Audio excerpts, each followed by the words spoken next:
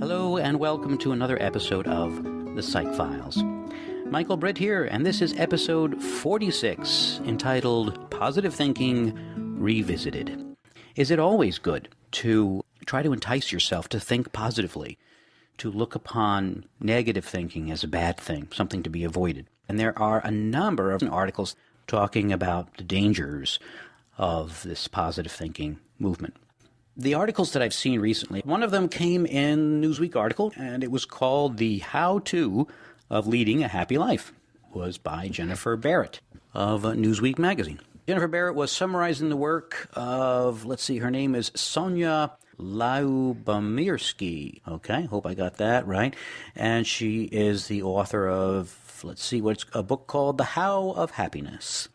Talks about writing letters of gratitude. And a lot of people are talking about that recently, that one of the ways that we make ourselves happy is by reminding ourselves of the good things that we have in our life and not focusing on the bad things. What are the things that are going right?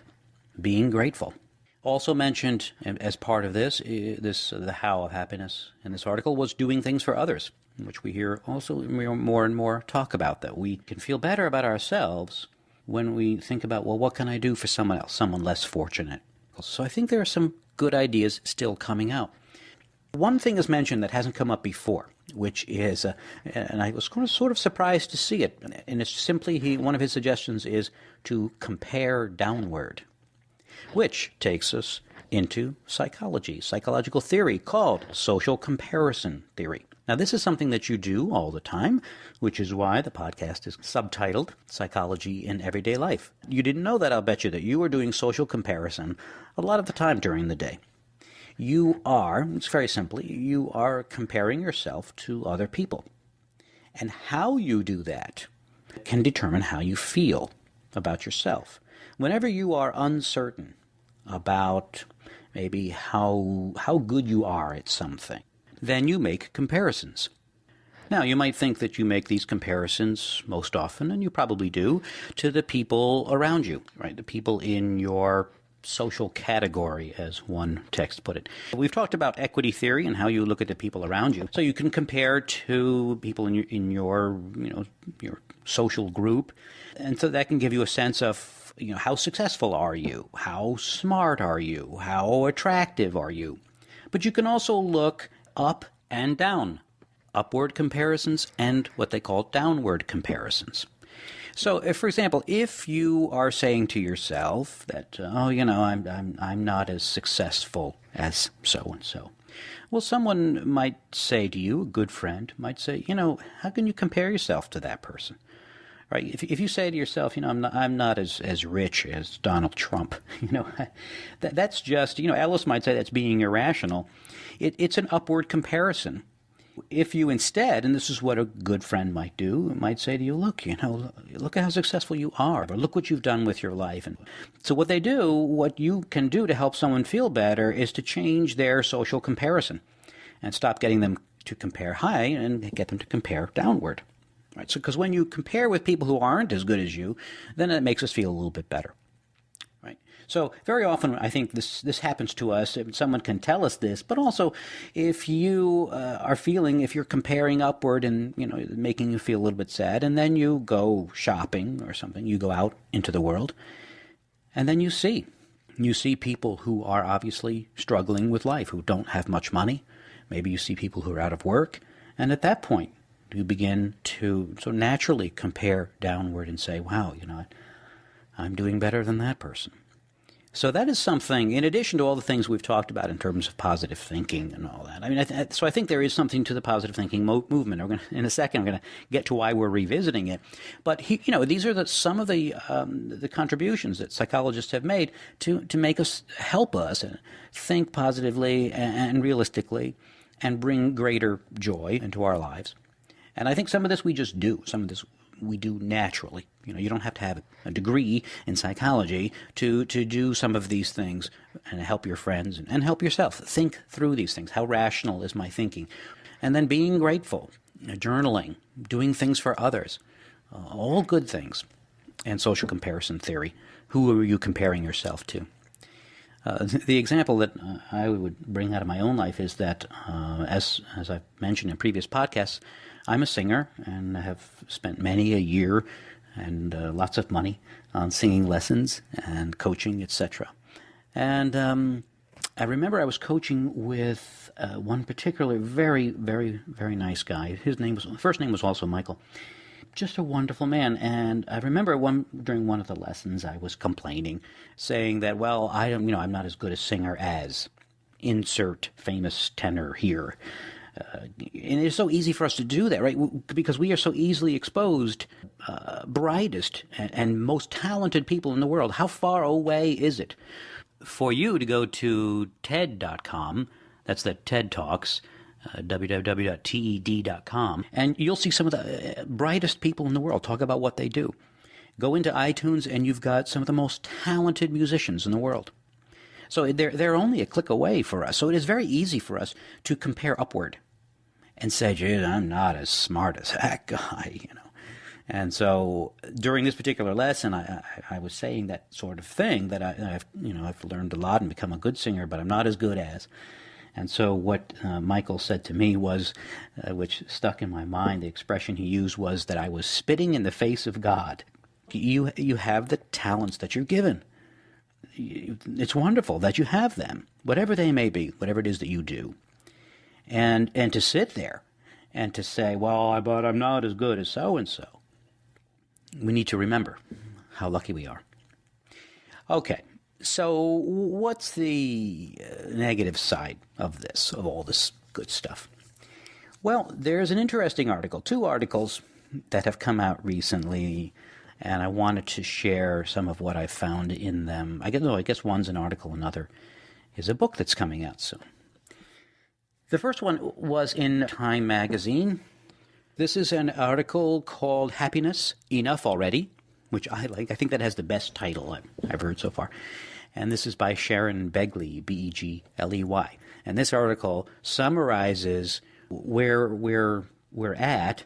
I think she gives credit to the psychologists who have helped us to see the value in positive psychology, while at the same time really blasting this quote-unquote happiness movement. So again, the Sharon Begley, and apparently she has a blog. Let's see, it's blog.newsweek.com/blogs/lab-notes. So, as I say, she sort of blasts the happiness movement. I agree that there is definitely a happiness movement out there. The message being sent is that our sadness, even our normal negative reactions to things, need to be silenced. We need to avoid those. We need to get away from feeling bad. Perhaps even by using a pill. And she mentions that some of the people that she interviewed have actually said that when they've expressed their sadness to their parents, the parents have mentioned that maybe they need to consider some kind of medication. So, has it come to that? We can't even feel sad. And another the points that she makes here is that we have sadness for a reason. And to let ourselves know that something's not going right. Right? We need to explore and let ourselves experience what these feelings are. And she also mentions a somewhat, even what might fall into an evolutionary psychology perspective, that why do we have negative feelings? Well, they also let others know that something's not right. Right? It would be to our advantage to display negative feelings, to let others know that we need help. A good quote here from this article, just a sentence. When the science of happiness collided with pop culture and the marketplace, it morphed into something even its creators hardly recognized. Right? So that's where I think she's giving credit to the psychologists who at least said, let's take a look at our thinking patterns and change them if we can. When that hit all of the pop psychology books that are out there, it's become quite a wave. So we've gone from, looking at attributions and irrational thinking to feeling that negative thoughts must be driven from consciousness. Another article that came out, very interesting article by an English professor, Eric Wilson, and that came out in the Chronicle, and it was called In Praise of Melancholy. Now, Dr. Wilson has written a book, and it's called Against Happiness. And not only does he make some of the points that I've talked about above, but he does so eloquently that I contacted him and asked him if I couldn't read a couple of paragraphs from this article, and he allowed me to do that. So let me just read a little bit from that article. I, for one, am afraid that American culture's overemphasis on happiness at the expense of sadness might be dangerous, a wanton forgetting of an essential part of a full life. I further am concerned that to desire only happiness in a world undoubtedly tragic is to become inauthentic, to settle for unrealistic abstractions that ignore concrete situations. I am finally fearful of our society's efforts to expunge melancholia. Without the agitations of the soul, would all of our magnificently yearning towers topple? Would our heart-torn symphonies cease? My fears grow out of my suspicion that the predominant form of American happiness breeds blandness. This kind of happiness appears to disregard the value of sadness. This brand of supposed joy, moreover, seems to foster an ignorance of life's enduring and vital polarity between agony and ecstasy, dejection and ebullience. Trying to forget sadness and its integral place in the great rhythm of the cosmos, this sort of happiness insinuates that the blues are an aberrant state that should be cursed as a weakness of will, or removed with the help of a little pink pill. Our culture seems to confuse these two and thus treats melancholia as an aberrant state, a vile threat to our pervasive notions of happiness. Happiness as immediate gratification, happiness as superficial comfort, happiness as static contentment. Of course, the question immediately arises, who wouldn't question this apparently hollow form of American happiness? Aren't all of us late at night, when we're honest with ourselves, opposed to shallow happiness? Most likely we are. But isn't it possible that many of us fall into superficiality without knowing it? Aren't some of us so smitten with the American dream that we have become brainwashed into believing that our sole purpose on this earth is to be happy?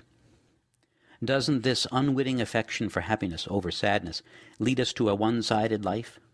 To bliss without discomfort? Bright noon with no night? Okay, and that's the quote from Eric Wilson. As you can see, he is quite the writer. So I'll have a link to that article that appeared in the Chronicle, although you will have to be a Chronicle member to see it. So once again, he has a book out called Against Happiness. All right, so let me just conclude with a couple thoughts and maybe a different sort of ending than usual. I'm sure that you know that there are times when we actually seek out sadness. We have movies called tearjerkers. And sometimes we actually enjoy, right? We enjoy a good cry. So we like connecting with these feelings. They connect to us with a part of ourselves we don't often experience. And they make us feel more alive.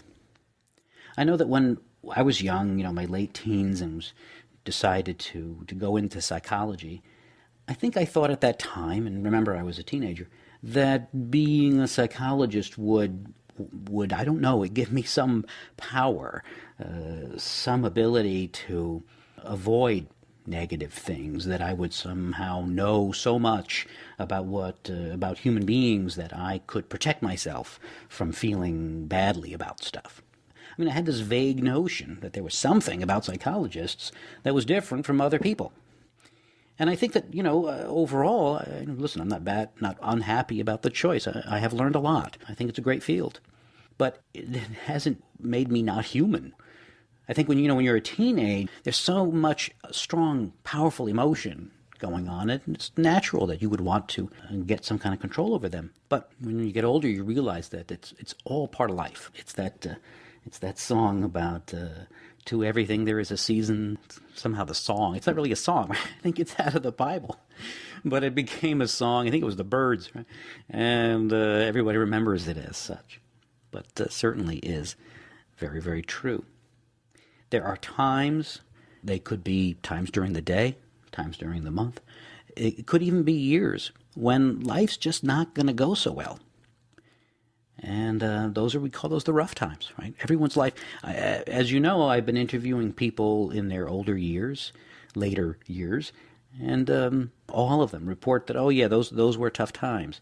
And they're referring to lengthy periods of time. So sometimes, things are going to be tough, but it's not going to last forever.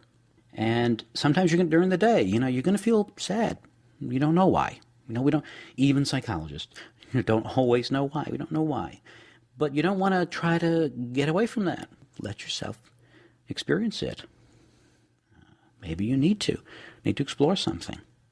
That's why we need to revisit. I think we got some great tools. I think psychologists have given us some great tools for thinking about our thinking. Is it rational? Does it make sense? Are there other ways to think about the situation which will result in us feeling differently? But that doesn't mean we should run away from our feelings. Thinking about how we sometimes like to feel sad reminded me of some of the music that really affects me and really makes me feel a little bit sad. And some of these are, maybe you know some of these, the ones that just came to my head. They're not contemporary music because I'm into some of the classical music. Maybe you've heard of a song called O Mio Babbino Caro, which is part of, I'm sure you have. It's everywhere. It's from the opera Gianni Schicchi by Puccini. Beautiful, beautiful song. It's actually not supposed to be, well, one conductor I worked with said it's not really supposed to be a sad song, but it always is sung that way, and it's beautiful. Other songs, music that you may have heard that's kind of sad, it would be, of course, Beethoven's Moonlight Sonata. That's a beautifully lonely song. Chopin has a beautiful number called Tristesse. If you're feeling, if you're feeling sad, it might be worthwhile to explore some of this music. The Lakmé Duet is beautiful, a duet for two females by Delibes, and Debussy's Clair de Lune is also gorgeous.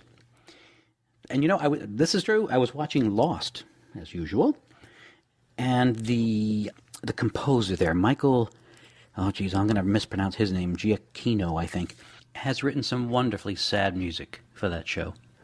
So check that out. But I want to end the episode with a piece of music that, among all of these, is just beautiful.